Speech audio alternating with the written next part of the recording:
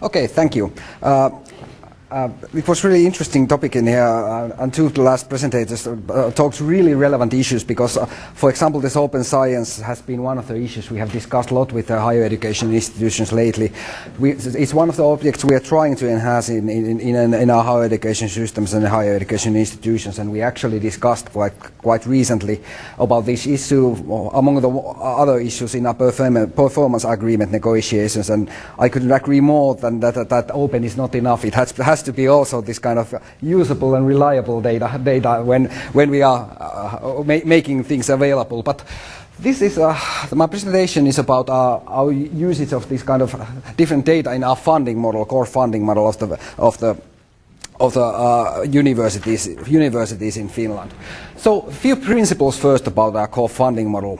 Basically, our funding model operates in a way that Parliament decides the overall amount, how much of the funding is allocated to the universities for the whole sector. And it's actually divided using by the Ministry of Education and Culture's funding model.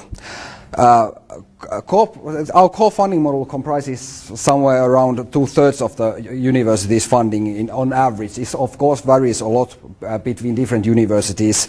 Some universities have more external funding and some universities have less external funding, but this is the average amount of how much funding is allocated by our funding model. Of course there are many other funding sources for universities, namely Academy of Finland, which is, I think, it's the biggest of these. Then there are Finnish Funding Agency for Innovation, different foundation, of course. Higher education institutions do quite a lot of cooperation with companies, and of course there is different kind of international funding, like European Union funding, which is also part of the whole structure. But I'm concentrating here on our ministry's core funding model. Basic principle is that most of the funding is based on achieved outputs the universities have done, and all indicators are calculated using 3 years averages. So it's indicator-based output-based model, and there's an example how it's basically calculated when we're using this. This is one of the important things to note in our funding model, that we allocate funding to universities in a lump sum funding. So this means that universities themselves decide how they use it internally. Our funding model doesn't anyway tie universities their uses of the funding we allocate to them. So and it's also important to note that the other funding sources are that kind of sources that give universities this kind of competed research funding, like the Academy of Finland. Our basic allocation model is a little bit different, because it doesn't give money to different projects. It gives this kind of lump sum funding for universities. So this is the basic principle what of our funding model actually looks like. So basically it's allocated for the whole operations of the university, meaning that we have taken account, of course, the two main tasks, education and research. And then there's this third factor called other science policy, other education and science policy considerations, which comprise certain factors in this model. Actually, this is the model that will come to effect at the beginning of the next year. It is not really hugely different from the previous model that was allocated for this year, which came to effect 2015. Actually, there we a little bit increased the strategic development funding, and then because we divide 100% of funding, it was education and research for both lowered a little bit by 1% in that. So there's done this kind of shift, but the basic principle is actually quite similar. This kind of funding model has come to use at the university core funding actually 2013. But before that, our funding model was already performance-based. It was a little bit organized a little bit differently, and there was some elements that are not anymore part of this model, like agreed targets at the negotiations, which were some funding was allocated by that. But the basic items, like for example master's degrees, have been quite long time in the model. In the Finnish funding, it was somewhere in the 90s when the first performance elements have become part of that model. So, but I will briefly say a few words about the education side, which of course comprises, biggest part of that are master's degrees, bachelor's degrees. Degrees are quite natural output factors to be measured in the model. Then there are different kind of internationalization parts of the model, and then there's different kind of study credits in open university and so on, student feedback, and also student mobility and employment, which are taken part of that model. This strategic development at the below, I will go to the research a little bit later. So the strategic development is the part that is actually negotiated at the performance agreements negotiations, and this part is, you could say, the forward-looking part of the Finnish funding model. Basically, it's agreed. It is based on the strategy of the university, implementation of the strategy, and also, of course, we take into account the different kind of government program development issues and so on. Which kind of issues we want to develop within the model. Then there is this field-specific funding element, which includes some fields that are either infrastructure heavy in that sense, or are based more to personalized teaching, like for example the arts, which really cannot be taken into account in especially the research part of the model. And then we have of course this kind of some national duties that are allocated by the model, like National Library of Finland, which doesn't fit anywhere else in this model, so they are taken account as this kind of national duties within the model. So, but when we come to this research part, we have few factors here, which of course there is also little bit discussion about whether something is fully research element or not. Like for example, international teaching and research personnel, it's basically part of the both sides, education and research, because there is also teaching personnel within there. But this is the part which is allocated on the base of research, and it should be noted that all this data is actually publicly available at the Vipunen database, which is also actually in English today. Some of the indicators already there, so you can look at the data which the universities have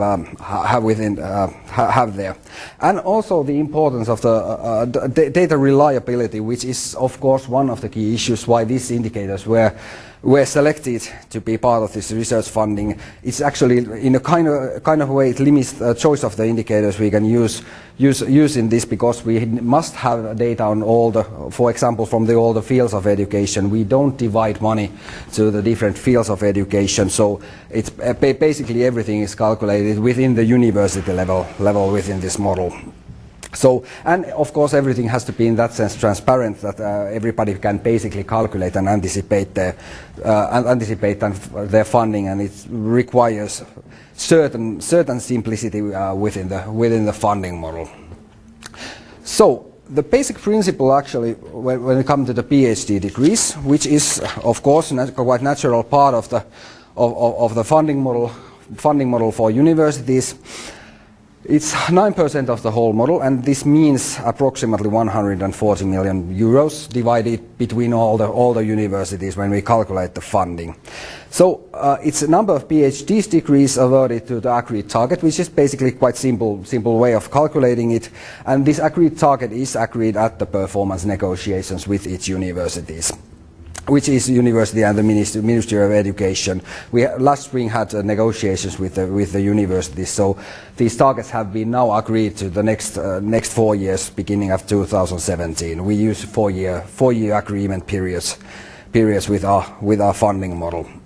And basic principle is actually quite simple.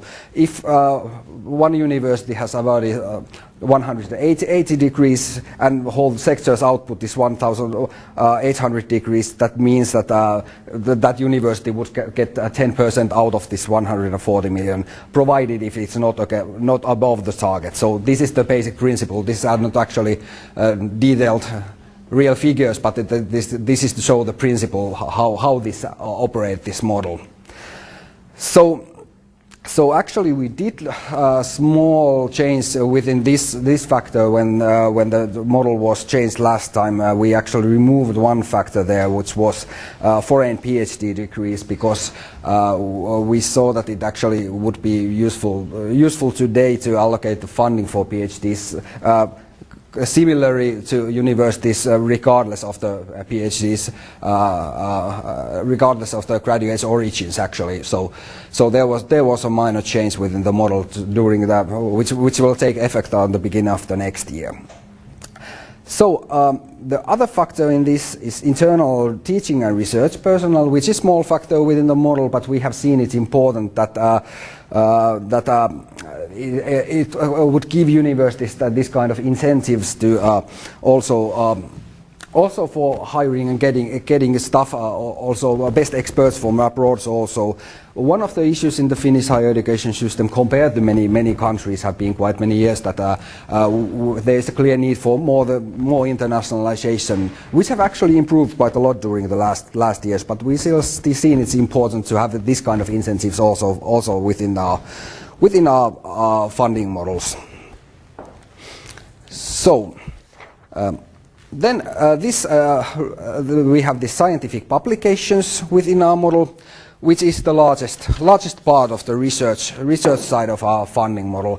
13%, which means approximately 210 million, is of course the main indicators of the science that are university scientific activities, which can be this way measured for all universities and for all fields.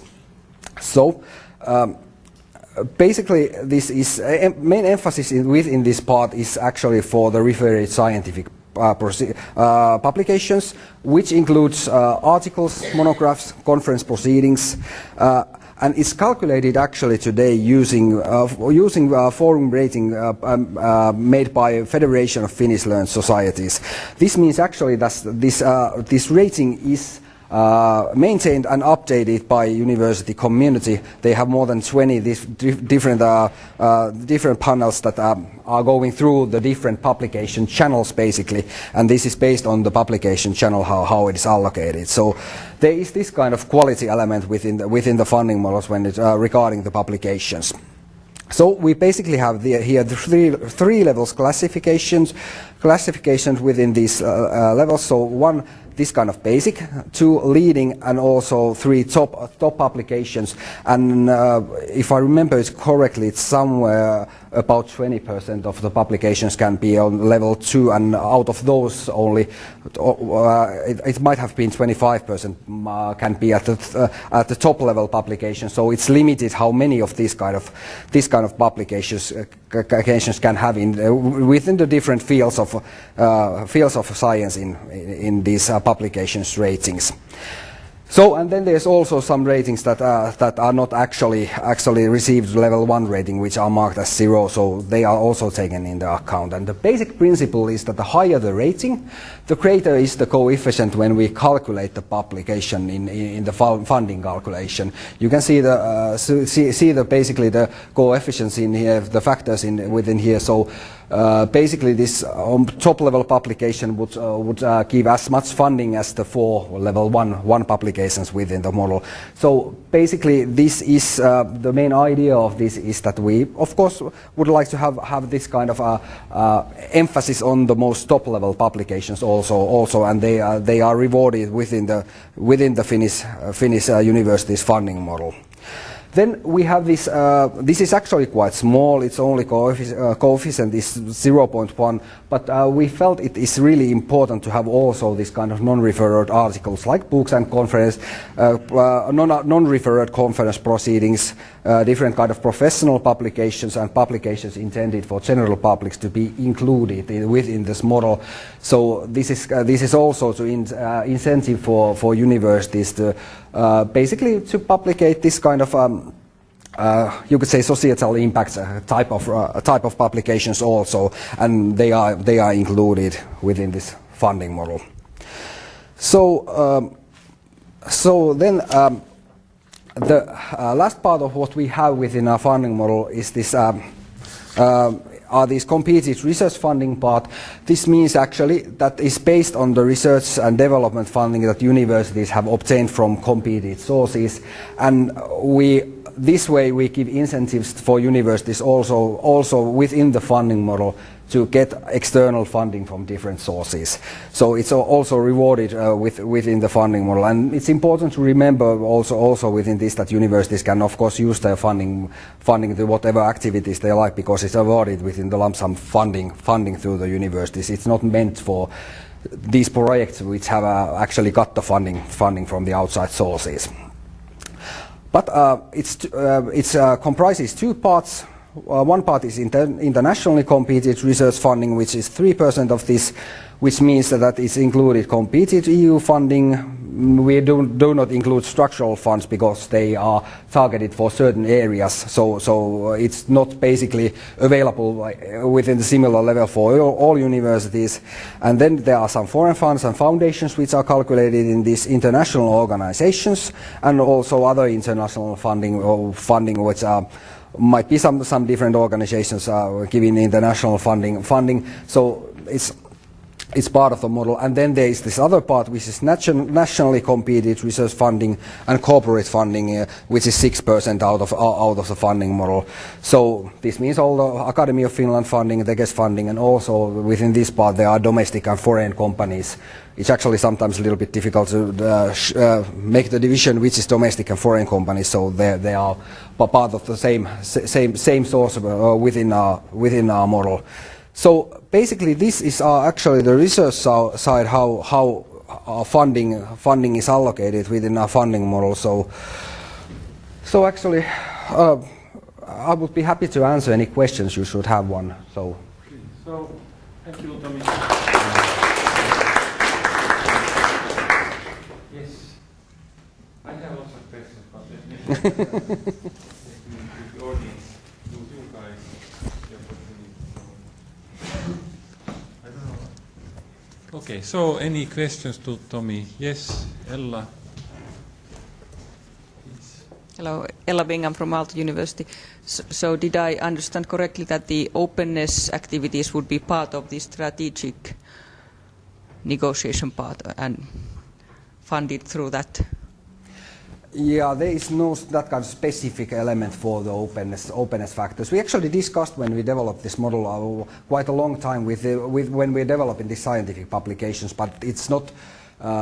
Of course, all the open publications and so on are part of that, but they are not any special way incentives through that. But we discussed about the openness at the negotiations, and if the universities, or for the same matter, universities of applied sciences, would have that kind of initiatives and implementations of the strategy that might apply to strategic funding can be taken account of there. But it's not that something that would be taken accounted within all the universities. It depends on the university's own strategy and then implementation of the strategy. Yeah, right. Yeah. So I saw it in our university's negotiations. So it doesn't mean that it is for everybody. So it's for us, but then it's case by case. It's case by case because it depends on the actions the university is doing. So it's something that might be taken account in the strategic part of the funding.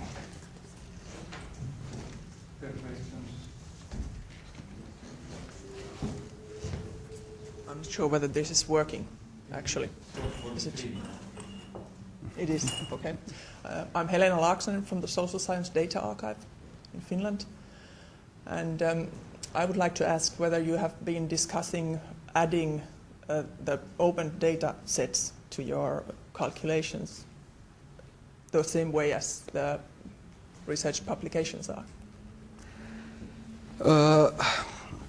Not that much about the open data sets. There are certain factors that are calculated. So far it's articles and this kind of conference proceedings and different, for example, editorials and so on. So that wasn't really any detailed part of the discussion of the last working group. This was mainly about the open publications, not that much about the data sets. That's something that's perhaps needs to be taken into account when we're next time to change the model. So it might be needed to discuss more.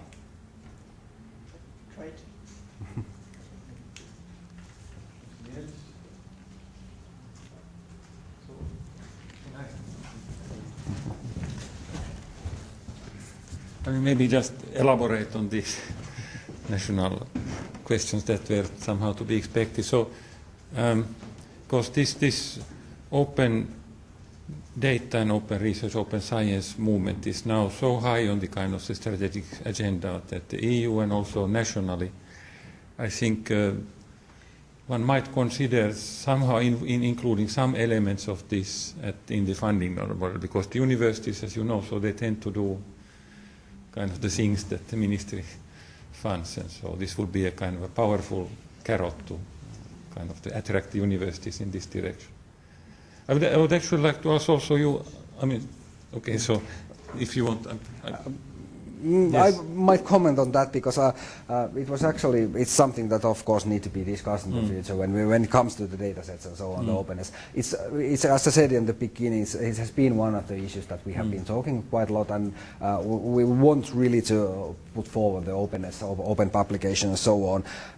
We discussed it a lot with the publication, but the basic aim is actually that most of the publication should be open, only in the cases where there's some need for some specific need for to have it classified, for example, for some cooperation with companies and so on, which might be the causes.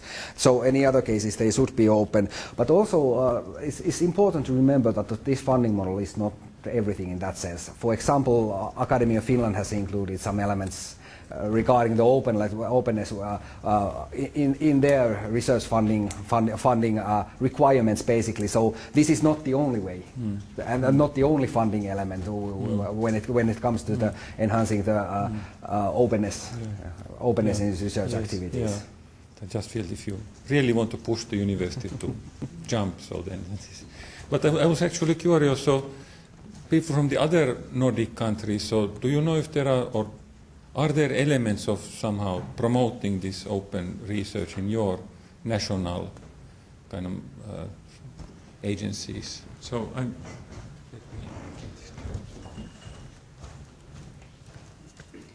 Yes, my name is Henriette Kierkegaard. I come from the Danish Agency for Science, Technology and Innovation, part of the Danish Ministry for Science and Higher Education.